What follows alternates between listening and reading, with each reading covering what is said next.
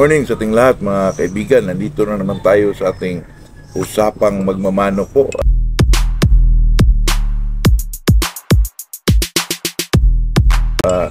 Sa atin mga kaibigan ay talagang ano lang po, usap lang mga kaibigan para lang naman ma-enjoy po. Tayo naman dito ay hindi eksperto, hindi naman tayo sa atin lang ay sinasabi lang natin yung mga ginagawa natin pang small time, pang gilid-gilid mga kaibigan. Na bago tayo mag-umpisa ay shoutout muna tayo kay Samuel Tagaraw, Banban Dimyao Bohol, Oliver Carinya, Arlinda Suyat, King South Cotabato. Natatawa na ako pag maano ko itong si Arlinda Suyat, everyday na pong ano po. Pero enjoy tayo dyan kasi kaibigan natin yan eh. Itong pag-usapan natin mga kaibigan na itong epektibong gamot po sa lahat ng sakit ng sisiw, si RD, Socoraiza, lahat po. Lalo na sa mga yung may plima yung sisiw, mga kaibigan, yung halak na hindi matatanggal. Nako. Itong pag-usapan bago natin na ituloy yung usapan natin dito mga kaibigan ay sabihin ko muna sa inyo na ako po ay nagbe-breed pagkatapos nung mga kaibigan yung Litborn. Kasi ang Litborn talagang challenge talaga mga kaibigan. Mahirap buhayin ng mga manok po. Kaya pagkatapos ng mga kaibigan ay marami kasing mga kapitbahay ko dito na medyo humingi ng sisiw, gano'n mga kaibigan. Kaya special talaga ako nag-breed po itong mga gamit ko. Pero hindi ko na immunize mga kaibigan kasi ang bala ko ay mga 1 month pamigay ko na po. Kahit babae man, lalaki man, kasi medyo tayo mga kaibigan na maghingi, wala tayong ibigay ba na kaya nga nag-breed ako mga kaibigan, nag-breed ako sa mga sisiw. Ang nangyari mga kaibigan medyo ang sisiw naman pag ilimber mo yan, ilagay mo walang mga immunize mga kaibigan, medyo may sipon. Ang iba yung mga sisiw mga kaibigan, ilagay natin sa brooder ulit. Tapos mga kaibigan, medyo naubos na yung stock ko sa mga gamot. Kasi dati mga kaibigan, ako po ay binigyan ng Billman's Laboratory po. Binigyan po ako ng mga B22 products mga kaibigan. Ang dami. Injectable, yung mga ginseng, yung B22 powder, yung pamurga nila, yung B22 talaga na ginagamit dati mga kaibigan na yung capsule, caplet at saka yung maraming produkto po. Pero ngayon mga kaibigan kasi nagbabahagi din tayo sa mga kaibigan natin dito, namimigay din tayo mga kaibigan kasi ganyan talaga yun, ay para naman nakita nila para naman makapag-share tayo mga kaibigan, saka magamit din nila, ma-testing din nila kung ano yung mga mga kaibigan, yung mga gamot na yun, para naman sa sunod magustuhan nila, bumili din sila doon sa B22 mga products mga kaibigan, Billman products po. Nagkataon ngayon mga kaibigan, ang masisiw ko, nakita ko na, tandaan ko po yung bigay ng B22 sa akin mga kaibigan na hindi ko ibahagi sa mga kaibigan ko rito kasi parang inaano ko mga kaibigan ba, yung baliwala lang itong B22 Pulmotic po. Nako mga kaibigan, yung na yan, B22 Pulmotic, hindi ko naman yung binasa mga kaibigan, nakita ko lang na may mga sisiw Hindi pinainom ko yung mga kaibigan, yung mga may halak, ang iba nga, may dito Cowlpox ng mga kunti, ang Cowlpox ng iba, kasi hindi sila in-immunize mga kaibigan Binabayaan ko lang, pinainom ko dito mga kaibigan. Nagtaka ako mga kaibigan, pagdating ng 2 araw, wala ho ang liksi ng mga sisiw ho mga kaibigan. Yung medyo may luminipis yung mga paa dito mga kaibigan.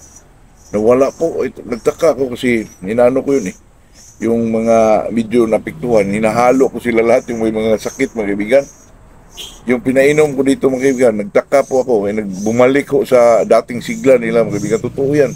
Kasi dati mga kaibigan, pag medyo may nagkasakit sa manok ko, medyo pumpayat yung mga paa nila, tapos hindi kumakain, talaga ako dyan ng mga kaibigan, yung sa mga ganyan alam naman natin yun na yun avian malaria yun. ang espesyal dyan mga kaibigan ay Pyristat lang po. Ay tayo hindi nag-commercialize, pero yun lang talaga ang alam natin. Pag tinamaan naman yung manok mo ng foul cholera mga kaibigan, malaman mo naman yun sa ipot. Yung foul cholera po ay medyo mahirap yun. Lalo na yung yung mga dito nila. Pag foul cholera mga kaibigan, alam na natin yun na ang base doon is yung yung tinatawag doon yung gamot na nakalimutan ko mga kaibigan. Kasama din yun sa Primoxil. At saka sa yung Primoxil, ganun din mga kaibigan, CRD, Coraisa, ganun. Yung isa, yung yung nakalimutan ko mga kaibigan, yung gamot sa foul cholera po, special talaga.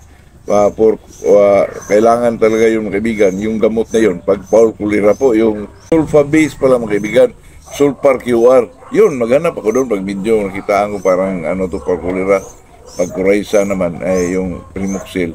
Pero sa mga lahat na gamot yun, Primoxil, sumaga, gabi, yung sulfar QR, yung mga gamot na yun, kaibigan, pag medyo nakita natin na gumaganon yung mga nila mga kaibigan, yung balahibo, iba, hindi kumakain, hindi natamaan yung koksim kaibigan, parang dugo yung ipot, gano'n. Naman ang doon, may naman doon mga kaibigan, may talagang specific nga gamot para doon. Yung tinatawag nilang Coxis, basta tungkol sa may mga gamot talaga, pero ito mga kaibigan, sa lahat po, totoo. Kaya kasi, inilahalo ko na yung mga sakit mga kaibigan Binigyan ko nito mga kaibigan, nagtaka ko, 2 days mga kaibigan, nag-iba na po ang biglang lumiksi lahat. Totoo. Kaya binigay ko sa kanila dito mga 3 days, 5 days ba yun mga kaibigan, tapos pabiyaan mo, clear water na kagad. Kasi may mag-withdrawal yun Gumagaling po, mga isisyo mga kaibigan, nandyan ang liksi po. Tapos, nagtaka ko, binasa ko mga kaibigan. Pagbasa ko, lahat po.